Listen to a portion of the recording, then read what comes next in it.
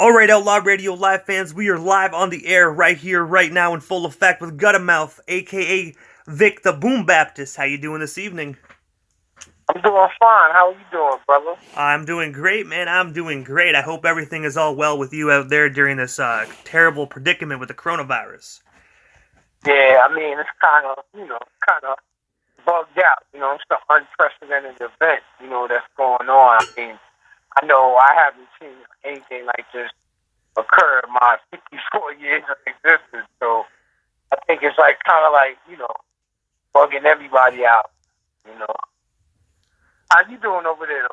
We're doing good, I think Canada's doing pretty good. We're in a state of emergency, but I think we're gonna pull through, just like you guys. Yeah. I guess we just gotta just hang on, you know what I'm saying? That's the best way to do it. Do things to occupy the mind, you know what I'm saying? And other than thinking and worrying about the situation. And I do want to ask you, Boom, if you don't mind me asking, now, what made you decide to get into the music industry to begin with? See, with me, way back in like 77, 78, in my area, South Jamaica, Queens, New York, they used to have these park jams, and at first it used to be bands. I seen Brass Construction, BT Express, so those are like old school R&B groups, you know what I'm saying, that were like real, like full band. And they used to jam in the park. Then one day, DJ crew named Infinity Machine, Michael Goody, DJ Devon, Wildcat, a couple of brothers, some older brothers than me at the time. They used to set up the big Sherwin Vegas speakers, the big crazy amps, crown amps, and everything like that. They stood up in the park and they were spinning. They had two turntables and a mixer set up. So the first time I basically ever seen something like that. And they would DJ in the park, and then one time they had like a guy out there on the mic. He's spitting like regular rhymes, like party stuff. Everybody throw your hands in the air and wave them like this. And his reaction, the reaction that he had got from the crowd, from all the people, was just like mesmerizing to me. And I was just like, yo, I want to do that. So that's how I started on. Actually, I started DJing and rhyming at the same time back in '77. That's what's up, man. So you were so right then and there, right then and there in 1977, you were one of the pioneers of hip hop.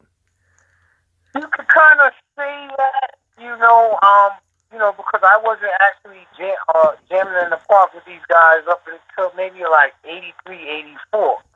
That's when I started rhyming in the park with a group, trying to experience Vivio G, Reverend Will, that posse out of off Sutton Boulevard. I got down with them kind of like one day the guy Livio, who, was running the whole sound experience thing, he was friends with a friend of mine on this particular block. And what had happened is these two guys that came from Brooklyn to battle me. He happened to be there. And after it was finished, after like I did what I did, he's like, yo, you were pretty nice. He was like, yo, why don't you come rhyme with us in the park next Saturday, blah, blah, blah. And that's how, I got introduced to doing park dance. And there, with those brothers, like, they were doing parties like everywhere. All like tri-state area, and I would go, get on the mic with them, and, people received me pretty well. So I caught the bug, by then. And when you brought up the sound experience, actually, that was actually my next question on the list. But I have to ask you, what was it like working with them, and how long were you currently with those guys? Like I said, it was like let's just say like the summer or like the spring of like '84, and we continued doing things like on well to like 2000, But like that's like in the term of like being mobile DJs. But see, what had happened is when we had ran into Keefon, who was actually doing WNYU radio on Tuesday nights, a show called Rap This. And Livio and P-Fon, you know what I'm saying, they were running together, had plans of making a label, you know. And then in turn, like, you know, I was introduced to the radio show. You know, I used to be up there every Tuesday night answering the phones, taking down requests or whatever. And that's how, like, you know, so that situation popped off with the radio. But, you know, a lot, like I said, was due to being with Livio, like, from, like, 84 to, like, you know, like, 80, 86, 87-ish. You know, when we put the old gold record out or whatever, and I've been with them ever since. So just like even now, I do a little show on his radio station to this day. So I'm basically still running with the sound experience and Livio, you know. And that's like family, you know. And that's what's up, you know, after all these years, you know, 30 plus years, you know, you guys are still going hard together, man. That's what's up. Yeah, you know, I mean, it's just that, you know what I'm saying, like, when you share, like, same ideas with somebody that has the like mind, and music is so universal, you know what I'm saying, that could be anybody, you know what I'm saying, as long as, you know what I'm saying, the initial thought, you know what I'm saying, everybody's on the same page, and it goes well, you know, it was never, like, no arguments over things, you know, we just, everybody put in and did what they did, you know what I'm saying, and, you know, through the years, people dropped off, you know, was living regular lives, things of that nature. But me and Liv was just like, you know, we did, you know, we still, like I said, we still even doing stuff, you know, every weekend or now on Wednesday nights. You know, I'm on his radio station, spinning like brand new hip hop, underground hip hop. So, and that's like, you know, the deal with that. And when you brought up the Drink Old Gold song, I have to ask you, what is the inspiration behind that iconic track? Well, it was really like the coincidence of it all is at the time when I actually came up with the idea for the record, Livio has a brother named Harry O, and he was driving limousines for like a lot of rap artists at the time. So one time when he was off, well, he had just dropped, I believe it was Bismarck and Rock and Shantae at the show, Uptown. I forgot what it was. So now we're in the limousine. We had a few 40s of Old English. And I Know You Got Soul came on. And like this was the first time like all of us was hearing it. And it was like, you know what I'm saying, wow, that's a, you know what I'm saying, the first reaction to hear that. We was like, damn, that's a dope song. So now I'm sitting there looking at the 40 ounce, and then all of a sudden I just started mocking like what Rakim was saying. And then Liz was like, yo, that's kind of fresh right there, you know. And then the next day he was like, called me up. He was like, yo, man, let's do that song. I Drank Old Gold to the Evergreen and Rakim, I Know You Got Soul. And that's how it was born. Came over there, you know what I'm saying, wrote the lyrics right there, dropped the lyrics, one take, and, you know, we took it to P-Fon, and P-Fon in turn knew, got the guy name over there at Urban Rock Records, and he took it, his name was Juggy though. He took it to him, and he loved it, so he gave us a record deal, you know, a one-shot record deal. And that's how that came out. And also, from 1989 to 1993, you were the frontman of the group 8-Ball Roughnecks. Can you tell us a bit tell us a bit more about the story behind that formation, and how did you and all the rest of the members get connected?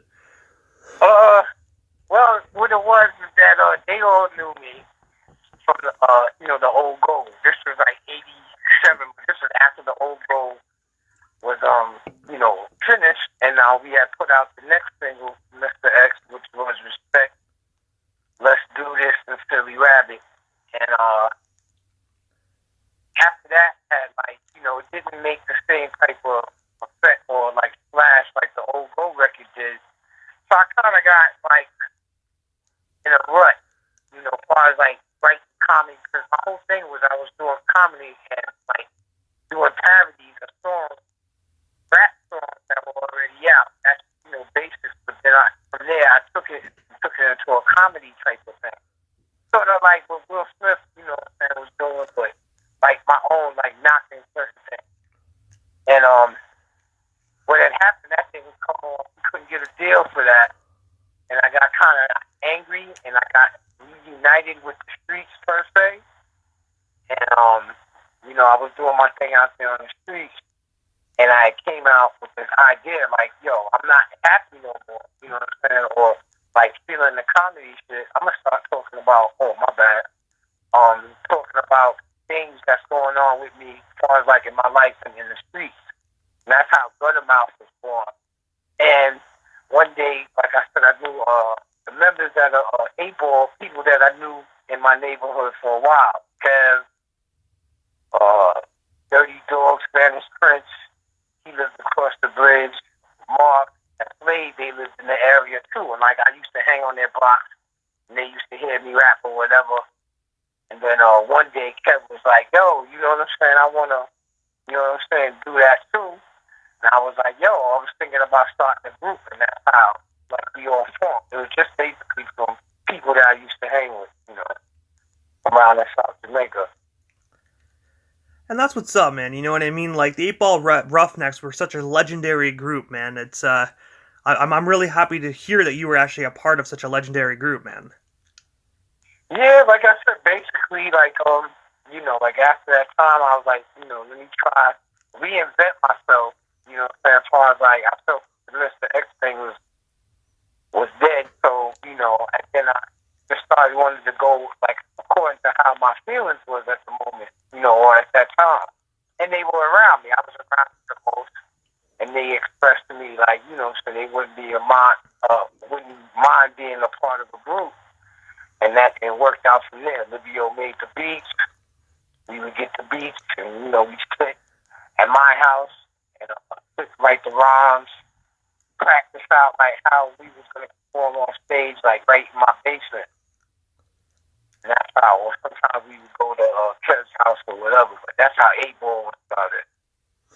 And aside from 8-Ball Roughnecks, you were also part of a duo called 25 is Life. I'm going to have to ask you, what's the story behind that rap duo? You see the thing right there now, after we had like a couple of mishaps with potential deals, we was going to get a record deal with Western Records at one point. That fell through. You know how people, so I gotta speak on this. It's like people in the industry sometimes aren't like what they seem. They may smile with you, one moment, but then if they see a way where they can get in and bring their material in or their people in, they'll do it. And that's what occurred with us with the guessing situation.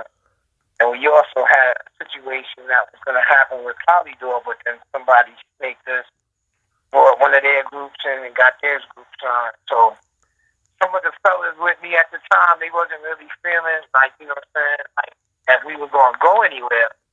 And my little partner, my little brother, I like to call him Slade, he was like, yo, I'm still stick it out with you, brother. And we made the group. I believe I was turning 25 that year, and I was just like, things that were going on in my life, I was just like, damn. And I knew at the time in South Jamaica, a lot of people that we knew was getting murdered and killed, over drug stuff. And a lot of them was like either 24, the same age or younger. But I was 25 at the time, and I was like, wow, 25 is life. And then that's how that game worked, Me and Slade, we were like, going to the studio with Livio. Livio will have the beats, and, we'll just drop like lyrics, And that's a pretty powerful name behind that rap duo as well, just because the fact is in the streets, a lot of people don't live to see 25, so there's a really powerful name behind that duo. Exactly. Because, what I'm saying, like, we was like, Slade was like younger than me, but it was just like everybody that I knew at that time in my area, was dropping. So it was just like, damn, And basically, that's how that name came about. And also, jumping ahead a few years here, in '99, you actually met the group Self-Titled. I have to ask you, what's the story behind that? How did you guys meet? You see, that was like I said, running with Livio for all these years. He had at the time he had a distribution company called Bud Distribution. He also had a label that he was doing called Fully Blown, and his partner at the time, Big Wallace, had a little side project label called Bronx Science. So now I'm like, at that point, it was just like a situation. I wasn't really working there yet, but I could live, and I used to help live out whatever way I can. For more support or like certain things needed to be done in the warehouse, like I would do it or whatever. And so he had just brought him up in Tampa. Self was like, he's a straight up genius. You know what I'm saying? When it comes to the music or whatever. And he's the one that basically brought me out of my retirement, And one day he was just like, that's how the real villains and extra thug stores came about, He's like, he seen me doing like a couple of things, trying to put together like just a little music for like a demo tape. And he was like, yo, that's pretty dope. And he was like, yo, I want you to get on the song with me, which was related to, wow, this is my sister trying to call me. Hold on 1 second. Anyway, I'm just not but and it was just like, I got on the record, and me and him was just like cool ever since, And also, one of my absolute favorites that Self-Titled release was actually Real Villains. I have to ask you, what's the inspiration behind that? And also, after all these years, is it available on the internet to be purchased? I believe it is available on the internet. I'm not sure, but what I'll do is after like we get off the phone or whatever, I'll find out and I'll shoot you the information. But I still believe, but see, because Real Villains, the deal behind that though was like there's this kid, big shout to White Shadow of Norway. He knew stuff, you know what I'm saying, and he also had known me from, I used to do records with DJ Excel from Boston. I did a couple of things with him in between there. But that's how I basically met Self, was through, being up at a Bud's Distribution. But I also was doing a couple of records with Excel, who was also working up at Bud's as well. Kind of like a little period that, I was left out, but it wasn't, But then, like I said, getting up himself, he heard what I was doing, and and he knew this guy, the White Shadow of Norway, and he put me on that record. Technically, I wasn't supposed to be on it, but, Self had to call, for the, the actual single for White Shadow's project, and that's how I got on there. Self just put me on there. And I have to say, that project is such a legendary project, man. I actually love every single bit of it. It's like funny because I had like I really didn't know who else I was going to be on the song with. It was like kind of like cool to be on there with Lord Digger, big shout to Lord Digger, and Magic Most. Me and Matt pretty tight too. You know what I'm saying? And like it was just like a real surprise to find out. You know what I'm saying? I was going to be on the song with them. So I have to ask you, what was it like actually working with Lord Digger? It was, cool brother, you know what I'm saying? Like, he was, he's from Brooklyn, and he used to come up to the office a lot, you know what I'm saying? And, it was just like, wow, it was just like, surprise. I was like, at that time, I felt the stuff he was doing with Master Ace, and I was like, that's pretty cool that it worked out like that. What's so funny, about the song Real Villains is just like how I was received, because like a lot of people would think, I believe I was like 30s in my 30s then, you know what I'm saying? And people feel that hip hop like a younger man's sport or favors the younger person. But to me it wasn't like that. And then how the reactions that I got from my part, you know what I'm saying? That's what made me keep like, well, yo, you know what? Let me just do some more stuff, you know what I'm saying? Or keep doing it. attempted trying to put out. But it wasn't like the way the internet was back then. You know, so you were still like, you know, trying to go through a label or something to put your record out. You know, but that really like, you know, still put me on that joint. That's what made me like stay in the game, you know. And also, jumping ahead, actually, quite a bit here. In 2016, you released the song Flying Guillotines. I have to ask you, what's the inspiration behind that? And also, where can our listeners buy or stream that single? See, the whole thing is, with that is, that's something I threw out, you know what I'm saying, on my own. That's what, you know, and the name of it actually, correctly, was Flying Guillotines. Oh, my bad. Sorry about that. It's from a Kung Fu flick that, you know, I watched back in the days with this guy. He was swinging around contractor and that he'll throw it at you at your head and latch onto your head and snap it off. And that's why I was like, you know, let me do that little idea right there for this kind of like comeback record, so to speak, you know. And that's why I got that idea. But as far as that, I believe it can be streamed on my SoundCloud, which is Guttamouf, you know, .com, you know, with the SoundCloud / whatever. I'm sorry I don't have the hell man, but it's all good. It's all good. Yeah, but just, you know, Guttamouf.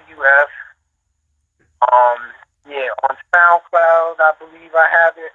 Or maybe I'll put it back up on my Audio Mac page, because a lot of people ask me about that song too. So I'll probably do that like tonight or something, put that back up. But yeah, I don't really have it for sale or anything. It's just something I threw out there. And you also have your own company as well that you started called Out the Gutta Entertainment. I have to ask you, can you tell us a bit more about that, and what services do you currently offer for the general public? Well, see, like right now, that's just like my own, you know, my own little entity, so to speak, which I wish in the future I got a couple of people that I'm probably going to be working with within this year that I'll be releasing through that entity. It's just like basically people, like the next person I'm trying to like get up with and do stuff with is a person that I knew for like 30 years and goes by the name of Essential. His name is Sincere. And, you know, him being, I know him from the projects or whatever, known him for, we used to like write rhymes together when we first met in the early 90s. And, you know, he's kind of like, you know, he's still hot, you know what I'm saying? He still writes dope lyrics, you know, got the ill flow, and his ideas, you know, just say he got like a lot of like, so like basically, you know what I'm saying, I'll probably do some stuff with him. If he doesn't like formulate his own thing, I would like to like have him come under like, you know, what I'm trying to do and help me build that, you know. Also, I plan to be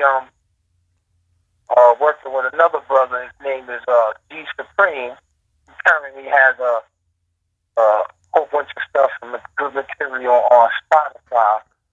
And I did a song with him called 5-Star Generals last year. And that was going pretty well. We plan to do an album this year, like a joint type of thing. You know, and that's about it. As far as like Out the Gutter, it's gonna just be stuff basically for me and people that I know that I've been like doing hip hop or came up within, you know what I'm saying, hip hop. I also got probably some stuff with old unreleased stuff with Self that I believe Self said he was gonna put it out there this year. So, you know, that's basically, I'm just, you know, I'm like a hip hop head and I can't leave it alone. You know, it's just like one of those things. Like I'll wake up in the morning and I'll make a beat.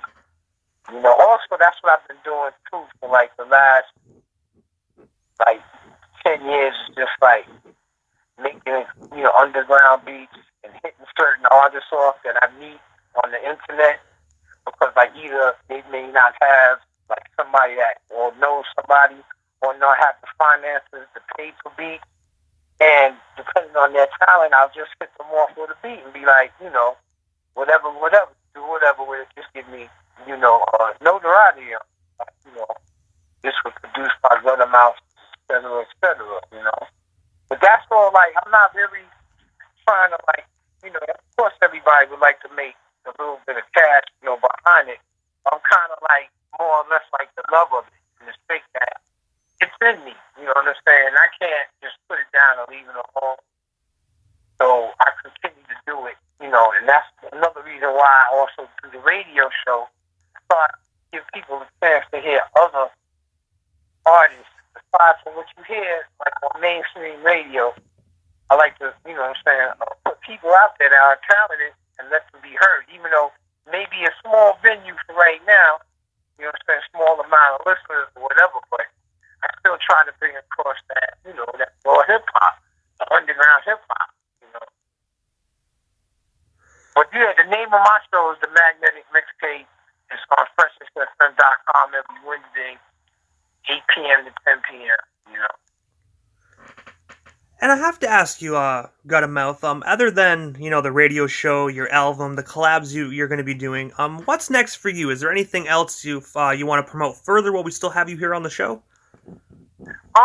Just like basically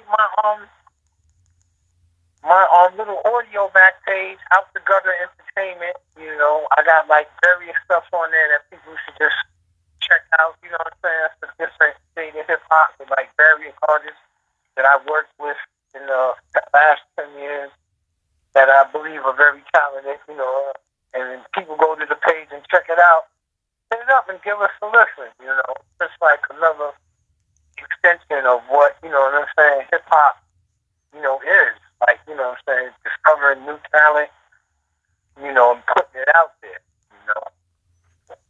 And that, what I'm saying, if anybody, what I'm saying, who's like, listening needs any advice or, what I'm saying, like, I'm not even on it like that. Hit me up on my Facebook or my Instagram, what I'm saying, in the DM, and you need to know anything or whatever, I'll try to assist you with it. Even if you might even need a beat, you know what I'm saying, I'll throw you something, you know what I'm saying, like, kind of like with the, just try to, like, build with each other and network and, you know what I'm saying, keep hip-hop alive.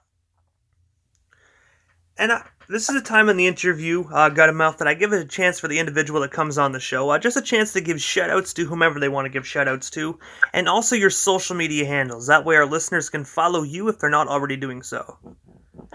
Yeah, no doubt. That's not a problem at all. Like to give a shout-out, taking it back to the old school cat that I used to run with, Randy T, Rap, Cool Rap J, Disco Boo, my partner who's no longer here with us, Ricky D, my brother LD, Loki Hill, Kid Fly, who passed away, Man Lou KT, and the Inwood Posse. Big shout out to Sean. At this time, I got to give a shout out to my 8-ball brothers, Shaw, a.k.a. Kev, more for 115, Dirty Dog, Spanish Prince from out in Far Rockaway, my people's Mark, my brother Slave. Got to give a big shout out to DJ XL, another cat who had me do a couple of things with him back in the mid-90s. Of course, I give a shout to Livy OG.